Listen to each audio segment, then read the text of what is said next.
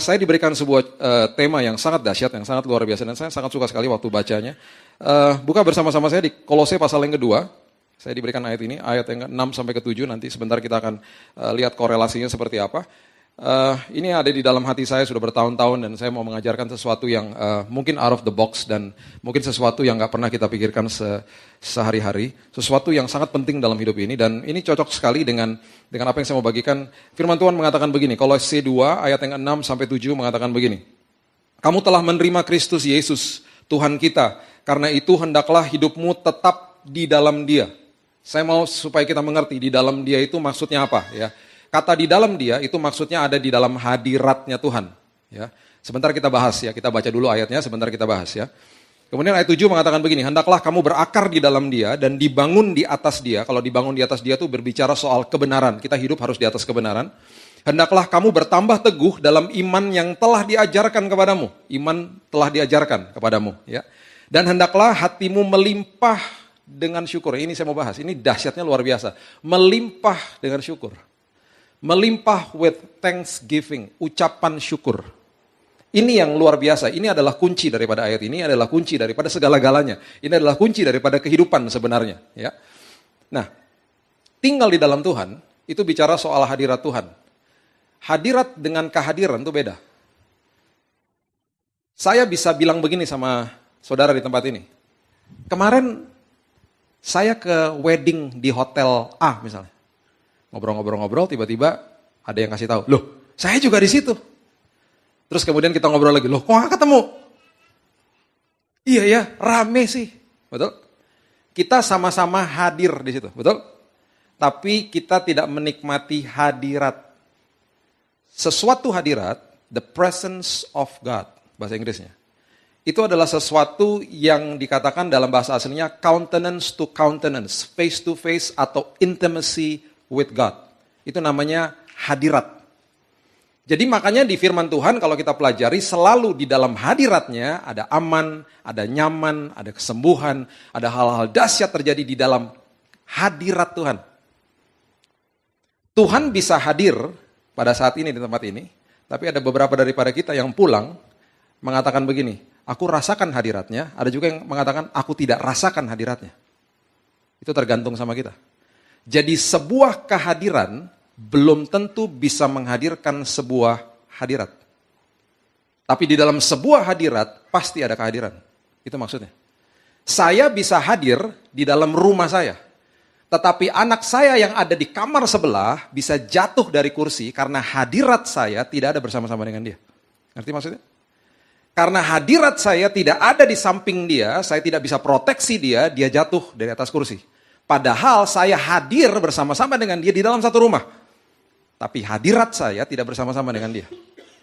Yang paling penting dalam kehidupan ini adalah kita ada di dalam hadirat, the presence of God. Itu maksudnya. Hidup di dalam Tuhan, itu adalah di dalam hadirat Tuhan. Pertanyaan berikutnya. Kita kembali, saya sangat suka dengan, saya nggak tahu saya pernah bahas apa tidak di tempat ini tentang perjalanan kehidupan kalau kita pelajari dari kitab Kejadian. Karena saya tidak ada pernah habis-habisnya mempelajari kitab Kejadian. Saya sedang mengupas lagi beberapa ayat yang ada di situ. Khususnya Kejadian 1 dan 2. Tentang proses daripada kreasi. Dan bagaimana rencana awal Tuhan ini tidak pernah bisa digagalkan sama manusia. Nanti satu waktu kita bisa kupas perlahan-lahan. Kitab Kejadian adalah sesuatu kejadian atau Genesis. Atau awal dari segala sesuatunya. Dan rancangan awal Tuhan pada awalnya tidak pernah bisa digagalkan. Pernah didistorsi oleh iblis. Tapi gak pernah bisa digagalkan. Jadi waktu Yesus mati dan bangkit lagi, bukan sekedar kita menerima sebuah kehidupan kekal saja, tapi kehidupan yang di awal itu yang sudah diciptakan bagi kita, rancangan awal itu, kita harus kembali ke situ. Makanya harus dipelajari. Kenapa manusia dikatakan tidak baik kalau seorang diri? Itu seringkali ayat ini dimutilasi tapi tidak dibaca secara kontekstual dan akhirnya kita nggak ngerti. Kenapa manusia harus seorang diri? Nanti satu hari ya kita bahas. Kita akan terbengong-bengong ketika kita mempelajari bahasanya dan kemudian lihat ayat-ayat sebelumnya. Ternyata wow, luar biasa sekali. Gak sembarangan orang bisa datang begini. Gak baik loh kata firman Tuhan seorang diri. Yuk kita nikah yuk, enak aja. Gak sesimpel itu, tidak sesederhana itu. Makanya firman Tuhan gak bisa dimutilasi, kontekstual. Dibacanya betul-betul kontekstual. Dimengerti secara kontekstual, makanya kenapa? Ketika berdiri di atas kebenaran, kebenaran memerdekakan kita. Harus mengerti kebenarannya. Nah sekarang pertanyaannya lagi. Kita kembali ke dalam Kejadian, kepada awalnya. Manusia pada awal diciptakan di dalam hadirat Tuhan. Betul? Di dalam hadirat Tuhan. Perhatikan dan camkan ini baik-baik. Di dalam hadirat Tuhan pada saat itu, manusia tidak memerlukan prosesi seperti yang kita lakukan pada malam hari ini. Ya, kita ada praise and worship, kemudian kita ada khotbah dan lain sebagainya. Manusia berkomunal langsung sama Tuhan. Merasakan hadirat Tuhan itu betul-betul face to face. Udah gak ada lagi seperti yang saat itu. Nanti sampai kita berjumpa lagi dengan dia. Betul-betul intimacy to the max. Kata sempurna, ya, kondisi manusia pada saat itu digambarkan begitu sempurna sampai gak ada kata yang bisa menggambarkan kata perfect atau sempurna. Jadi kalau dipelajari bahasa aslinya, kondisi manusia pada awalnya itu harus ada kata tambah, yaitu lebih daripada sempurna. Kan dahsyat. Gak ada kata-kata yang bisa menggambarkan betapa sempurna atau perfect. Jadi harus dikatakan more than perfect atau lebih daripada sempurna. Karena manusia merasakan atau hidup di dalam hadirat Tuhan. Sekarang pertanyaan saya yang sangat penting. Kok bisa hidup di dalam kondisi yang lebih daripada sempurna, terus jatuh dalam dosa? Pernahkah kita berpikir, manusia, saya selalu tantang diri saya, kalau pelajari firman Tuhan, saya sangat kritikus sekali sama diri saya sendiri. Saya selalu bertanya sama diri saya sendiri, kok bisa sih? Kok bisa sih ini terjadi? Dan kemudian saya bilang sama Tuhan, Tuhan saya mau pelajari, bukakan kepada saya dan bukakan sampai betul-betul ngelotok Tuhan. Dan ini bertahun-tahun saya bergumul, saya bilang, Tuhan ini kenapa? Dan akhirnya ketemu sebuah benang yang luar biasa, yang ditarik dari kitab Kejadian sampai Wahyu, yang menggambarkan bagaimana akibat manusia jatuh dalam dosa dan kenapa manusia jatuh dalam dosa. Sekali lagi, kondisinya lebih daripada sempurna. More than perfect. Pertanyaan sekali lagi, kok bisa jatuh dalam dosa? Ada dalam hadirat Tuhan loh. Sebabnya kenapa? Coba kita baca ya, Kejadian pasal yang kedua. Kita backtrack dari belakang dan kemudian nanti kita akan lihat bagaimana perjalanan kehidupan manusia sampai kepada hari ini gara-gara suatu hal ini yang kita mau bahas. Kejadian pasal yang kedua, ayat yang ke-16, mengatakan begini. Kejadian pasal yang kedua ayat 16. Lalu Tuhan Allah memberi perintah ini kepada manusia. Kepada manusia itu kepada pria ya. Nanti satu waktu kita juga bahas tentang fungsinya pria, bukan kepada wanita. Semua pohon dalam taman ini boleh kau makan buahnya dengan bebas, tetapi pohon pengetahuan tentang yang baik dan yang jahat itu janganlah kau makan buahnya, sebab pada hari yang kau makannya pastilah engkau mati. Pastilah engkau mati artinya dipisahkan dari hadirat Tuhan. Itu mati. Kata mati adalah dipisahkan dari hadirat Tuhan. Manusia mengalami dua fase kematian. Yang pertama dipisahkan dari hadirat Tuhan. Yang kedua mati secara fisik. Makanya kenapa waktu Yesus mati di kayu salib, ringkas saja. Waktu dia mati di kayu salib, ada sesuatu hal yang sangat, bahasa Inggrisnya dreaded for him. Sesuatu yang sangat betul-betul menyedihkan hatinya. Sampai-sampai dia stres berat. Itu bukan karena dia mati secara fisik. Bukan. Ada beberapa kata yang mendokumentasikan, dia katakan begini, Father, why have you forsaken me? Bapa, kenapa engkau tinggalkan aku? Kenapa? Karena sebelum dia mati secara fisik, sama seperti manusia awal mati secara fisik setelah ratusan tahun, pada awalnya dia matinya adalah fase dia dipisahkan daripada hadirat Bapa di surga. Pernahkah kita berpikir bahwa Yesus tidak pernah terpisahkan sekalipun sama hadirat Bapa di surga sampai kepada titik itu? Sampai-sampai dia katakan, kalau bisa, lalukan cawan ini daripadaku. Father, why have you forsaken me? Dr. Frederick Sugibe meneliti bahwa peluh yang bercampur dengan darah itu adalah proses hematohidrosis, yang artinya adalah stres level yang begitu tinggi sampai peluh bercampur dengan darah. Dia katakan begini, sesuatu artikel yang sangat dahsyat, yang sangat luar biasa, yang harus kita mengerti dengan baik dan benar. Dia katakan begini, saya tidak pernah temukan proses ini di dalam manusia, karena sebelum sampai kepada titik itu hematohidrosis, manusia sudah bunuh diri. Manusia nggak tahan sampai stres level itu, manusia bunuh diri. Yesus merasakannya sampai kepada titik yang maksimal. Sampai-sampai ada proses namanya hematohidrosis. Dan akhirnya pericardium failure terjadi, yaitu jantungnya kolaps. Itu semuanya karena stres level yang luar biasa tingginya.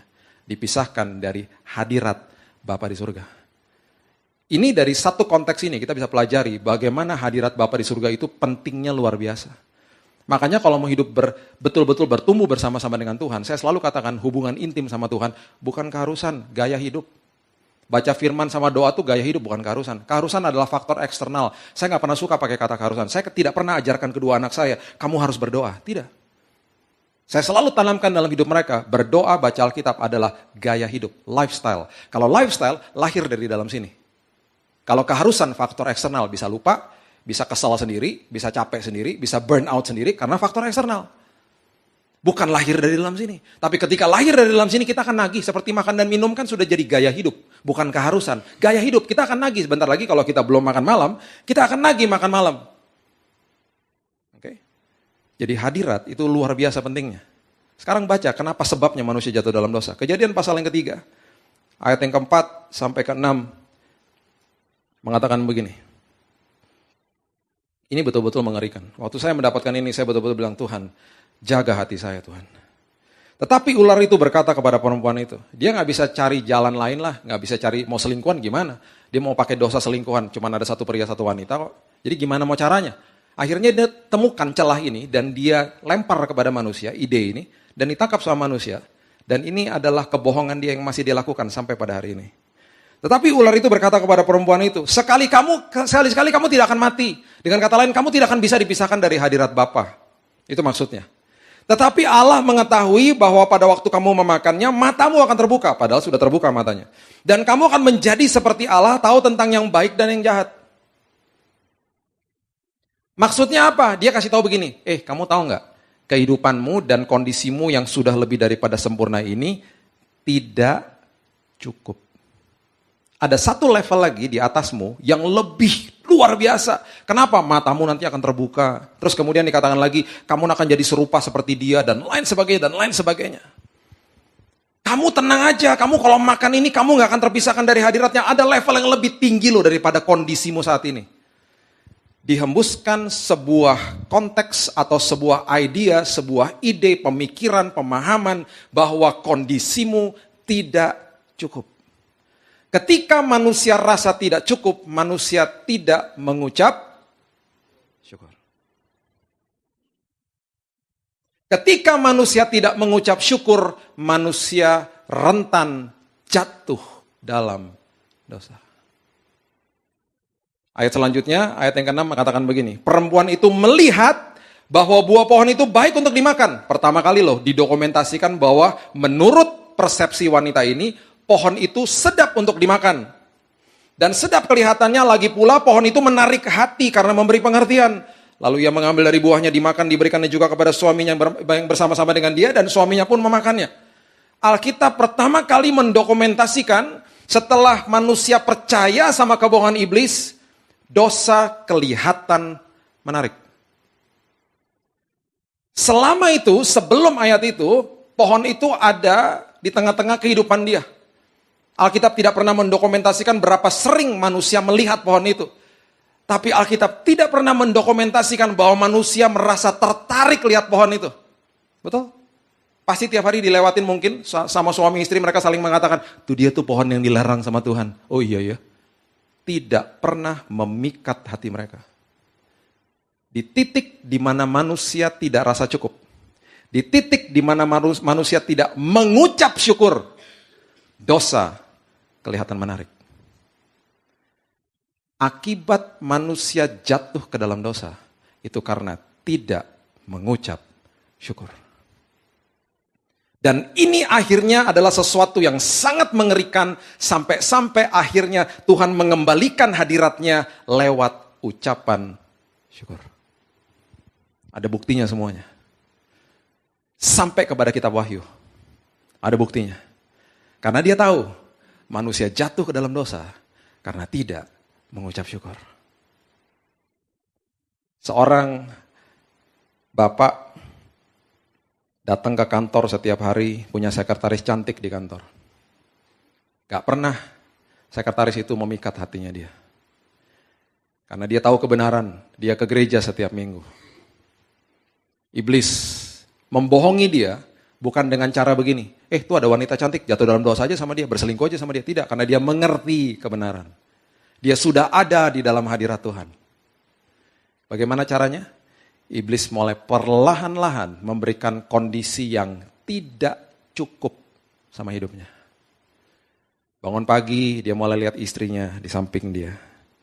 Yang tadinya dia nggak mikir-mikir apa-apa, perlahan-lahan dikasih kebohongan sama iblis. Lihat tuh istrimu, 10 tahun lalu figurnya seperti sekretaris di kantor toh. Sekarang anak udah 3, udah naik 10 kilo, rada-rada gembrot-gembrot dikit. Udah gitu lihat tuh tidurnya, ngorok lagi, ngiler lagi. Pagi-pagi. Dimulai dari situ loh. It starts from there. Kemudian dia lihat, masih gak ngaruh. Dia masih pergi ke kantor seperti biasa. Besoknya dikasih lagi perasaan kayak gitu. Kenapa ya istriku kayak gini ya? Lama-lama, tanpa dia sadari dia mulai banding-bandingin sama sekretaris di kantor. Iya ya, 10 tahun lalu kayak dia di kantor. Perlahan-lahan loh, diberikan kondisi yang tidak cukup. Tidak cukup, tidak cukup. Padahal banyak yang dia bisa ucapkan syukur dalam hidupnya. Di hari di mana akhirnya dia percaya sama kebohongan iblis. Dia masuk kantornya dia. Sekretaris yang sudah bertahun-tahun tidak pernah kelihatan menarik baginya. Di hari itu kelihatannya sedap untuk dimakan seperti Kejadian. Sedap dan memikat hatinya hari itu. Karena apa? Tidak mengucap syukur. Catat ini baik-baik. Orang yang senantiasa mengucap syukur adalah orang-orang yang selalu punya kekuatan di dalam Tuhan dan sangat sulit jatuh dalam dosa. Di apapun aspek kehidupan saudara, ketika saudara mengucap syukur di atasnya, walaupun ada masalah, bukan masalahnya dirubah, saudara yang berubah. Makanya saya sangat suka dengan Roma 5 ayat yang kedua, dikatakan begini. Ketika ada kesengsaraan, sebelum ada pengharapan yang tidak mengecewakan, ada dua kata di tengahnya. Ketekunan dan tahan uji. Yang berubah bukan masalahnya. Jangan pernah berdoa jadi orang Kristen yang kanak-kanak. Tuhan, lalukan badai ini Tuhan. Tuhan, kalau bisa badai ini lewat daripadaku. Kalau ada badai, kalau ada masalah dalam hidup, berdoa begini, Tuhan tolong supaya saya berubah. Tuhan tolong, saya pasti sampai ke seberang dengan selamat. Tapi selama perjalanan ini Tuhan tolong, bukan masalahnya berubah, aku yang berubah Tuhan. Rubah karakterku Tuhan. Itu baru doa yang dewasa. Itu baru doa yang betul-betul doa di dalam the kingdom of God, the kerajaan surga. Singkat cerita, akhirnya manusia diusir dari Taman Firdaus. Dan ketika manusia diusir dari Taman Firdaus, Alkitab mencatat dengan sangat jelas. Alkitab kerajaan surga meletakkan malaikat kerub di pintu gerbang kerajaan surga. Kejadian 3 ayat 23 mengatakan begini. Kejadian 3 ayat 23 mengatakan begini. Lalu Tuhan Allah mengusir dia dari Taman Eden supaya ia mengusahakan tanah dari mana ia diambil. Ia menghalau manusia itu. Menghalau itu arti katanya adalah mengeluarkan daripada hadirat Tuhan. Expelled from the presence of God. Dan di sebelah timur Taman Eden ditempatkannya lah beberapa kerub dengan pedang yang bernyala-nyala dan menyambar-nyambar untuk menjaga jalan ke pohon kehidupan. Nanti di rumah dibaca, bisa dibaca ada di Yehezkiel 1 sama Yehezkiel 10, definisi daripada malaikat kerub. Malaikat kerub adalah malaikat yang mempunyai 4 sisi muka, di tengahnya ada bara api, kalau jalan berderu-deru, dan malaikat ini adalah malaikat yang merupakan pasukan khusus dari kerajaan surga yang ditugaskan untuk membunuh siapa saja yang berani-berani datang ke hadirat Tuhan dengan tangan hampa. Jadi malaikat kerub adalah malaikat yang ditempatkan di dalam ruang maha suci. Ketika ada tabut perjanjian, di atasnya ada lambang malaikat, itu adalah lambang malaikat kerub. Makanya ketika imam besar masuk dan dia tidak kudus, yang membunuh adalah malaikat kerub. Karena malaikat kerub adalah malaikat yang menjaga hadirat Tuhan. Makanya di Kejadian dikatakan jangan berani-berani datang ke hadiratku dengan tangan hampa. Orientasinya di dalam perjanjian lama adalah semuanya serba pengorbanan. Nah disinilah akhirnya mulai sebuah renovasi, sebuah penebusan dimulai pada saat ini. Di kitab Perjanjian Lama, tepatnya di kitab Keluaran pasal yang 25, ayat yang ke-8 dikatakan begini. Keluaran pasal yang 25, jauh sebelum Yesus hadir, dikatakan begini. Keluaran 25 ayat 8. Dan mereka harus membuat tempat kudus bagiku. Ini inisiatifnya Tuhan loh. Supaya aku akan diam di tengah-tengah mereka. Kenapa? He miss you. Tuhan kangen dengan manusia. Tuhan sangat rindu untuk berkomunal dengan manusia. Makanya dia katakan, bangun tempat kudus bagiku. Karena aku mau bersemayam di atasnya. Dan akhirnya mereka bangun tempat-tempat kudus pada saat itu. Sifatnya betul-betul secara fisik ada tempat-tempat kudus. Nah pertanyaan berikutnya, kita teruskan lagi. Ketika zaman perjanjian baru, Yesus telah mati bagi kita. Tempat kudus itu apa? Apa yang harus kita bangun sehingga ada hadirat Tuhan bersemayam di atas kita. Dan kita merasakan hadiratnya seperti pada awalnya. Dan di dalam hadiratnya, sekali lagi saya katakan, ada kesembuhan, ada pemulihan, ada damai sejahtera, ada sukacita, ada perlindungan, penyertaan. Hal-hal dahsyat terjadi di dalam hadiratnya. Wahyu pasal yang keempat, ayat yang ke-9 mengatakan begini. Wahyu pasal yang keempat, ayat yang ke-9 mengatakan begini. Dan setiap kali makhluk-makhluk itu mempersembahkan apa? Puji-pujian, hormat dan apa? Ucapan syukur kepada Dia yang duduk di atas tahta, yang hidup sampai selama-lamanya. Dalam terjemahan yang lain dikatakan, give thanksgiving to stimulate and to hold the presence of God. Dengan kata lain, dengan ucapan syukur, hadiratnya turun. Hadiratnya bersemayam di atas kehidupan kita. Tempat kudus dalam hidup kita adalah ucapan syukur. Karena Dia tahu manusia pertama kali jatuh dalam dosa karena tidak mengucap syukur. Jadi Dia mau, ayo ngucap syukur yuk, biar aku hadir. Dan ketika kita penuhi rumah kita dengan ucapan syukur, penuhi kantor kita dengan ucapan syukur, penuhi tempat pekerjaan, tempat sekolah, dimanapun kita berada dengan ucapan syukur, hadirat Tuhan pasti turun di atasnya. Dan ketika hadirat Tuhan turun di atasnya, itu selalu turun dengan malaikat kerub. Karena malaikat kerub adalah malaikat yang diperintahkan untuk jaga hadiratnya Dia. Dengan kata lain, ketika kita mengucap syukur di rumah, mengucap syukur nanti malam sebelum tidur, mengucap syukur besok pagi sebelum berangkat kerja. Tuhan, aku mengucap syukur ya Tuhan buat hari ini. Aku tahu hari ini adalah hari yang penuh dengan tantangan. Aku tahu hari ini tadi kejadian-kejadian ini gak enak Tuhan. Tapi aku mengucap syukur Tuhan. Aku berterima kasih buat rencanamu Tuhan. Aku naikkan ucapan syukurku Tuhan. Lihat, hadiratnya turun. Ketika hadiratnya turun, malaikat kerub turun bersama-sama dengan Dia. Dan ada apa? Langsung ada penyertaan, ada perlindungan. Karena malaikat itu diciptakan untuk betul-betul menjaga hadirat Tuhan. Makanya selalu sebelum anak-anak kami keluar dari rumah, Tuhan, I give you thanks. Aku mengucap syukur. Yuna, berdoa yuk, katakan aku mengucap syukur Tuhan. Jangan sekedar dari bibir mulutmu saja, dari dalam hatimu katakan, Lord, I give you thanks. Tuhan, aku mengucap syukur Tuhan. Sekali lagi yang pertama, di dalam pengucapan syukur, manusia akan sangat sulit jatuh dalam dosa. Karena kita betul-betul memagari kehidupan kita dengan benteng yang luar biasa. Segala sesuatu walaupun tidak enak, aspek kehidupan kita walaupun sangat negatif di dalam dunia ini, kita katakan, Tuhan aku mengucap syukur. Aku gak tahu apa yang terjadi tapi aku mengucap syukur. Ingat, kesengsaraan dalam kehidupan ini, kesulitan dalam hidup ini akan selalu menjadi bagian hidup. Karena kita hidup di dalam dunia yang penuh dengan dosa. It's a fallen world. Jadi apapun yang terjadi, kesulitan apapun yang terjadi, hadapi dengan ucapan syukur.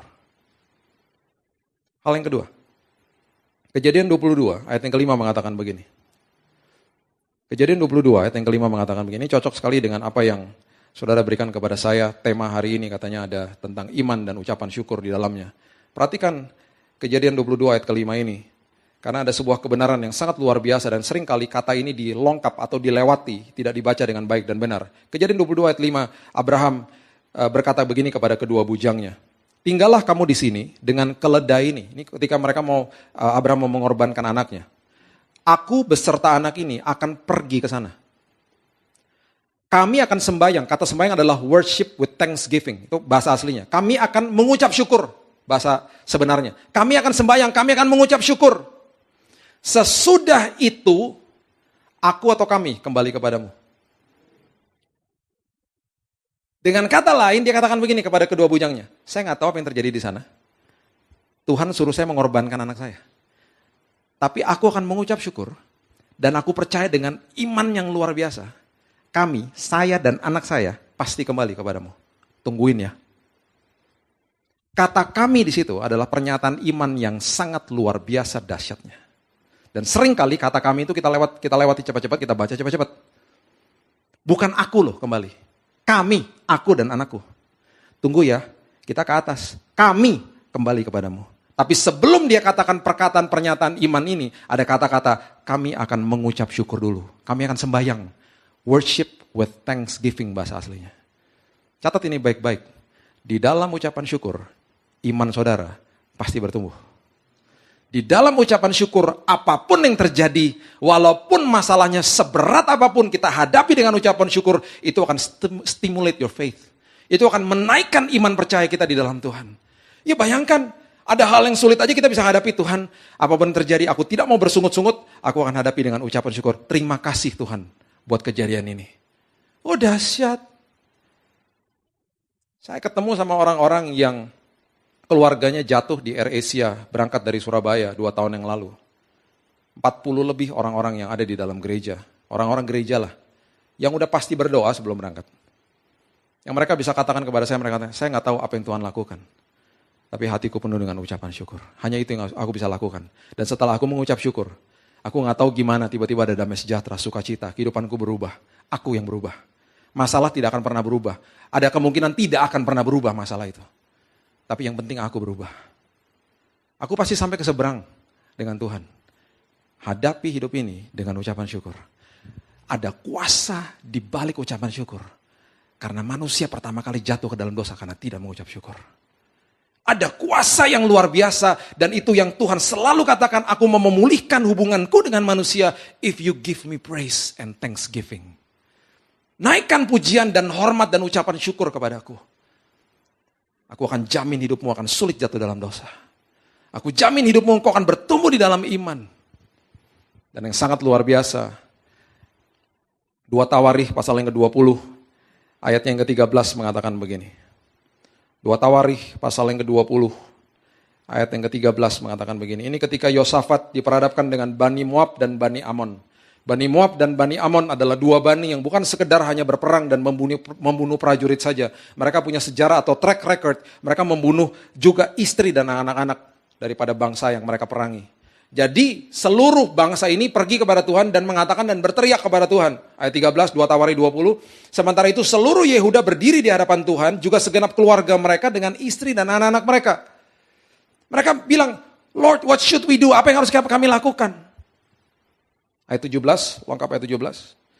Firman Tuhan katakan begini. Dalam peperangan ini tidak usah kamu bertempur, hai Yehuda dan Yerusalem. Tinggallah berdiri di tempatmu. Dan lihatlah bagaimana Tuhan memberikan kemenangan kepadamu. Janganlah kamu takut dan terkejut. Majulah besok menghadapi mereka. Tuhan akan menyertai kamu. Oke. Saya kalau dikasih tahu gitu sama Tuhan, oke. Terus kita ngapain Tuhan majunya? Bawa teman-teman aliansi negara seberang nggak? Jangan, Tuhan bilang gitu. Oke, terus ngapain? Bawa senjata nggak? Tuhan bilang lagi, jangan. Terus gimana Tuhan majunya pakai apa? Mereka Bani Moab dan Bani Amon, Bani yang sangat keji Tuhan. Ayat 21. Firman Tuhan katakan begini. Ayat 18 dulu. 2 Tawarikh 20 ayat 18. Lalu berlututlah Yosafat dengan mukanya ke tanah. Seluruh Yehuda dan penduduk Yerusalem pun sujud di hadapan Tuhan dan menyembah kepadanya. Kemudian orang Lewi ayat 19. Dan Bani Kehat dan Bani Korah bangkit berdiri untuk menyanyikan puji-pujian bagi Tuhan Allah Israel dengan suara yang sangat nyaring. Mereka sudah mulai dapat pewahyuan. Tuhan sudah mulai katakan, maju dengan ucapan syukur.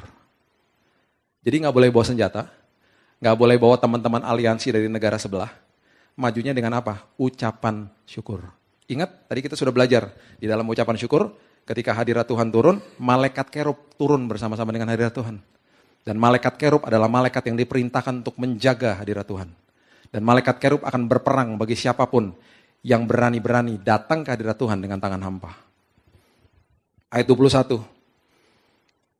Lanjut ayat 21 mengatakan begini. Setelah ia berunding dengan rakyat, ia mengangkat orang-orang yang akan menyanyi nyanyian untuk Tuhan dan memuji Tuhan dalam pakaian kudus.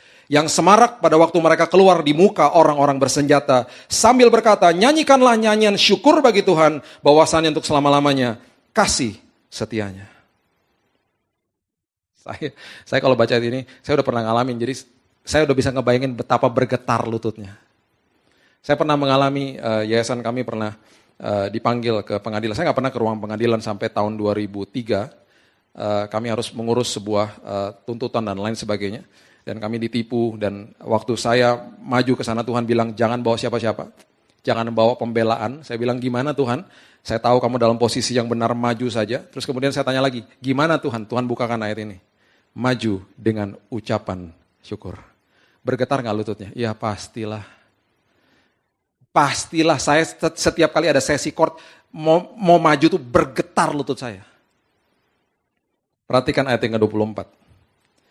Ketika orang Yehuda tiba di tempat peninjauan di padang gurun, mereka menengok ke tempat laskar itu. Tampaklah semua telah menjadi bangkai berhantaran di tanah. tidak ada yang terluput. Lalu Yosafat dan orang-orangnya turun untuk menjara barang-barang mereka. Mereka menemukan banyak ternak, harta milik, pakaian, dan barang-barang berharga. Yang mereka rampas itu lebih banyak daripada yang dapat dibawa. 3 hari lamanya mereka menjara barang-barang itu. Karena begitu banyaknya. Apa yang terjadi? Ketika ada ucapan syukur, hadirat Tuhan turun. Malaikat kerub turun bersama-samanya. Dan malaikat kerub yang melakukan peperangan itu bagi Yosafat. Mereka sampai di sana, Bani Moab dan Bani Amon tidak ada satupun yang masih hidup. Tertumpas semuanya. Dan bukan hanya itu saja, bukan hanya musuh dan problema kita dihalau sama Tuhan ketika ada ucapan syukur. Di balik itu semuanya, 3 hari mereka menjara. Dengan kata lain, di balik itu semuanya ada berkat menanti bagi kita. Di dalam ucapan syukur, musuh-musuh kita dikalahkan dan ada berkat menanti setelah itu. Betapa besarnya kuasa daripada ucapan syukur. Setelah selesai 6 bulan prosesi court dan akhirnya orang itu minta maaf, di drop semuanya. Saya bilang saya juga sudah mengampuni dari awal. Ketika dia minta maaf, saya bilang, saya udah maafkan kamu dari awal. Kira-kira 3 bulan setelah itu, saya dipanggil ke Frankfurt, Germany, untuk meeting dengan orang dari Microsoft. Meetingnya bukan di Microsoft, meetingnya di Frankfurt. Jadi tahu ya, Microsoft adalah perusahaan yang terbesar di dunia. Pemiliknya adalah orang terkaya di dunia. Jadi waktu kami meeting ya pasti dikasih kartu nama dan lain sebagainya. Mereka katakan kami membuat CSR, project CSR dengan yayasan kamu. Karena kami sudah dengar yayasan kamu dan lain sebagainya, sudah mengadakan banyak pekerjaan dengan banyak perusahaan dari Amerika dan lain sebagainya. Kami sudah terekspos dengan profilnya dan kami mau kerjasama. Saya bilang, Microsoft kerjasama sama yayasan saya yang kecil ini buat apa gitu. Jadi waktu saya sampai Indonesia, saya nggak balesin emailnya. Karena dalam pikiran saya ini hoax. Ini pasti betul-betul bohongan. Karena saya nggak ketemu sama orangnya. Saya baru ke kantor Microsoft betul-betul baru tahun lalu. Baru saya datengin kantornya karena kami sudah punya hubungan dan saya bawa anak saya ke sana. Pertama kali saya masuk kantor, oh begini toh, kenal sama orang-orangnya. Tapi waktu tahun itu, tahun 2004 tepatnya, saya nggak kenal. Saya cuma kenal satu orang ini dan ketemunya juga di tempat yang netral, di Jerman sana, nggak ketemu di kantornya. Jadi waktu dia email saya nggak pernah balas. Dan akhirnya dia tahu bahwa ini sering terjadi dengan kantor mereka. Jadi mereka katakan begini, kami tahu kamu nggak mau balas itu mungkin karena kamu nggak percaya sama kita.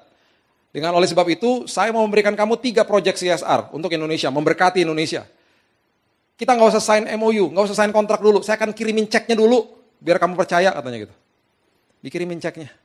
Dan saya terkaget-kaget dan sampai hari ini saya masih ada setelah dimasukin ke bank, saya masih ada fotokopinya sebagai bukti. Karena saya terkaget-kaget, Microsoft, Redmond, Washington, USA, beneran Microsoft. Dan saya minta maaf habis itu, dia bilang, it's okay katanya. Udah banyak orang-orang yang saya mau kerjasama, mereka nggak mau. Karena belum pernah ke kantor kami, belum ketemu saya di kantor saya, jadi banyaklah yang seperti itu. Akhirnya 3 terjadi, 3 proyek untuk Indonesia. Dan waktu itu selesai semuanya Tuhan kembalikan saya kepada ayat ini. Maju dengan ucapan syukur. Yosafat perlu 3 hari untuk mengumpulkan berkat, aku berikan kamu 3 proyek. Ketika kita maju dengan ucapan syukur, masalah dihalau, ada berkat menanti bagi kita. Jangan takut. Paulus menulis buku untuk Filipi di dalam penjara. Makanya ketika baca buku Filipi isinya semuanya ucapan syukur. Waktu, saya nggak punya waktu ya, nanti baca sendiri di rumah. Paulus dan Silas belenggunya lepas di penjara, betul? Tahu ya ceritanya? Karena mereka ngapain? Nyanyi, mengucap syukur. Kepala sipir penjaranya akhirnya terima Yesus dan seluruh keluarga yang terima Yesus. Gara-gara apa? Ujung-ujungnya kalau ditarik ceritanya akar-akarnya pertama kalinya ngapain? Mengucap syukur. Sampai semuanya pintu kebuka, sampai dia ketakutan, sampai dia ngundang ke rumahnya, sampai dia bilang doain saya dan keluarga saya mau terima Yesus. Dahsyat. Saya akan tutup dengan pernyataan ini. Bukan sekedar sejarah, tapi ini masih berlaku sampai hari ini. Karena ada satu orang yang sangat care atau peduli dengan hadirat Tuhan. Dan betapa, saya mau berikan ini gambaran kepada kita, betapa sensitifnya Tuhan sama hadiratnya. Betapa sensitifnya dia dengan hadiratnya, makanya dia selalu mau berkomunal dengan kita tuh karena itu sangat berharga bagi dia. Jadi bayangkan kehidupan intim sama Tuhan tuh dahsyatnya luar biasa. Nah, yang sangat luar biasa adalah begini, ya nanti dibaca sendiri di rumah. Ya, ceritanya in a nutshell kira-kira begini. Raja Daud ngobrol sama advisernya Nabi Nathan, bro, gue nih pengen bangun bait Allah. Buat apa? Ditanya kita. Itu kan ada tabut perjanjian di dalam kemah, yang benar aja. Kenapa? Saya ini tinggal di dalam istana yang penuh dengan kayu aras yang luar biasa. Masa tabut perjanjian ada di bawah kemah? Ingat, tabut perjanjian di dalam perjanjian lama adalah lambang daripada hadirat Tuhan. Betul? Sudah pernah belajar ya? Tabut perjanjian adalah lambang daripada hadirat Tuhan. Sekarang hadirat Tuhan ada di dalam sini. Waktu zaman perjanjian lama itu di dalam tabut perjanjian. Jadi dia katakan begini, yuk kita bangunin bait Allah. Kalau sekarang kita harus katakan, yuk kita bangun kehidupan ini, bangun hati kita untuk terus preserve atau jaga hadirat Tuhan di dalam sini. Tapi pada saat itu dibangunnya secara fisik. Yuk kita bangun bait Allah untuk menaungi tabut perjanjian. Tanya deh sama Tuhan, boleh gak gitu? Nabi Nathan pergi berdoa. Singkat cerita dia balik lagi, dia katakan begini, Raja gak perlu katanya. Kata Tuhan gak usah. Kenapa? Gak usah. Katanya Tuhan nanti keturunanmu yang akan bangun. Siapa namanya? Salomo. Anakmu yang akan bangun bait Allah. Tapi, nah ini dia. Karena ini inisiatifnya datang darimu, karena inisiatifnya ini lahir dari hatimu, aku akan membuat perjanjian denganmu, kata Tuhan. Aku akan membuat perjanjian, covenant, perjanjian kudus dengan Raja Daud. Isinya apa? Coba kita baca. Gara-gara apa? Cuman mau bangun bait Allah loh. Preserve the presence of God. 2 Samuel, pasal yang ke-7, ayat yang ke-16 mengatakan begini. 2 Samuel, pasal yang ke-7, ayat yang ke-16. Firman Tuhan katakan begini. Keluarga dan kerajaanmu akan kokoh untuk selama-lamanya di hadapanku. Tahtamu akan kokoh untuk selama-lamanya. Itu isi perjanjiannya. Gara-gara apa? Gara-gara Raja Daud cuma mau bangun bait Allah. Jadi nggak jadi. Yang bangun siapa? Anaknya. Cuman karena inisiatifnya lahir dari dia. Tuhan lihat hatinya, wow, kamu mau preserve my presence, kamu mau betul-betul jaga hadiratku. Jadi aku buat perjanjian kudus samamu. Kerajaanmu dan keturunanmu kokoh sampai selama-lamanya loh. Oke. Banyak sebenarnya, saya bagiin 2 aja ya. 2 aja. 1 Raja-Raja 11, ayatnya yang ke-11. Salomo hidup dalam dosa. Salomo punya, waktu dia selama hidupnya itu dia punya 300 gundik dan 700 istri. Ya, bisa bayangkan satu pasang mertua sudah ribet, ini ada 1000 pasang mertua ya. Selamat aja tuh Salomo. Ayat 11, 1 Raja-Raja 11 ayat 11 mengatakan begini. Lalu berfirmanlah Tuhan kepada Salomo, oleh karena begitu kelakuanmu, yakni engkau tidak berpegang pada perjanjian dan segala ketetapanku yang telah kuperintahkan kepadamu, maka sesungguhnya aku akan mengoyakkan kerajaan itu daripadamu dan akan memberikannya kepada hambamu. Harusnya aku koyakkan kerajaanmu. Hanya pada waktu hidupmu ini aku belum mau melakukannya, oleh karena siapa? Daud. Karena aku sudah membuat perjanjian kudus sama Daud. Dan dari tangan anakmu lah aku akan mengoyakkannya. I will preserve your kingdom. Aku akan jaga kerajaanmu. Karena aku sudah buat perjanjian kudus sama ayahmu. Kemudian kejadian terus. Raja Abiam, nanti dibaca di rumahnya. Raja Abiam dan keturunannya terus ada beberapa tahun setelah itu. Hidup di dalam dosa. Dan selalu Tuhan datang dan katakan begini. Harusnya aku koyakkan kerajaanmu. Tapi karena aku sudah membuat perjanjian dengan moyangmu. Udah dengan moyangnya nih, Daud. Aku akan luputkan kerajaanmu. Selalu begitu Tuhan ngomongnya. Sampai-sampai di ayat terakhir ini. 300 tahun. 300 tahun, Daudnya udah gak ada. Daudnya sudah meninggal. Ada seorang raja namanya Hizkia. Kerajaannya mau diusik sama Raja Asyur, tentara Asyur. Ini 300 tahun loh. Daudnya udah gak ada, udah meninggal. 300 tahun kemudian, Raja Hizkia mau diusik sama tentara Asyur. Firman Tuhan mengatakan begini, ayat terakhir 2 Raja-Raja 19, ayat 34 sampai 35 mengatakan begini. 2 Raja-Raja 19, ayat 34 sampai 35 mengatakan begini. Dan aku akan memagari kota ini untuk menyelamatkannya. Oleh karena aku dan oleh karena siapa? Daud, hambaku. Maka pada malam itu keluarlah malaikat Tuhan. Malaikat Tuhan yang ada di ayat ini adalah malaikat kerubnya Tuhan. Lalu dibunuhnyalah 185.000 orang di perkemahan Asyur. Keesokan harinya pagi-pagi tampaklah semua bangkai-bangkai orang-orang mati belaka. 300 tahun setelah Daud meninggal, ada keturunannya yang mau diusik sama bangsa lain. Tuhan mengirimkan pasukan malaikat kerub untuk menghalau mereka. Dengan kata lain, jangan berani-berani sama keturunannya Raja Daud. Karena apa? Dia mau bangun bait Allah buatku. Dia mau preserve my presence. Dia menghargai hadiratku. Singkat cerita, sampai hari ini keturunannya adalah bangsa siapa? Bangsa Israel. Saya nggak usah ngomong banyak-banyak lah ya. Saya bukan mau berpolitik. Cuman kalau mau tahu kenapa bangsa itu dikepung sama beberapa bangsa dan tetap berdiri dan tetap kokoh. Walaupun nggak sampai 5% percaya Yesus. Nggak sampai loh. Di bulan Juni saya akan kesana lagi nih. Nggak sampai 5% percaya Yesus. Tapi bangsa ini masih dikokohkan. Lewat bangsa ini, akhirnya bangsa Yahudi dipercaya sama Tuhan memimpin apa? Ekonomi dunia. Bangsa ini adalah bangsa yang memberikan konsultasi peperangan kepada bangsa Amerika. Mossad adalah pasukan elitnya mereka yang paling luar biasa ditakuti sama seluruh dunia. Mereka adalah bangsa pertama yang menciptakan prosesor di komputer kita. Mereka adalah bangsa yang menciptakan smartphone yang kita pegang.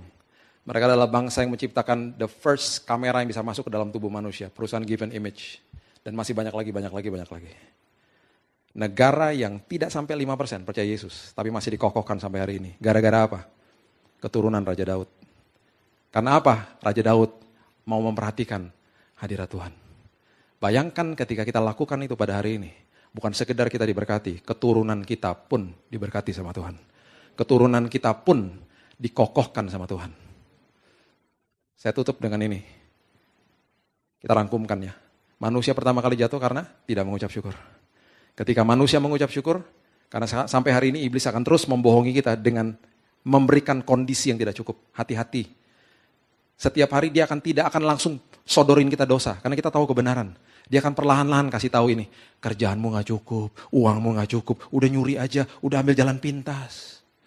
Istrimu begini, suamimu begini, udah ambil jalan pintas. Gak cukup kondisimu. Lawan itu semuanya dengan ucapan syukur. Poin yang pertama, ketika kita mengucap syukur, kita akan sangat sulit jatuh dalam dosa. Ketika kita mengucap syukur, iman kita bertumbuh. Ketika kita mengucap syukur, perlindungan penyertaan Tuhan seperti Yosafat terjadi atas hidup kita. Dan di balik itu semuanya ada berkat menanti bagi kita. Di balik ucapan syukur, bukan sekedar kita diberkati, keturunan kita pun diberkati Tuhan. Itu yang sudah dibuktikan sama Raja Daud. Lakukan ini karena ada the power of thanksgiving. Hidup intim sama Tuhan. Selalu mengucap syukur setiap hari.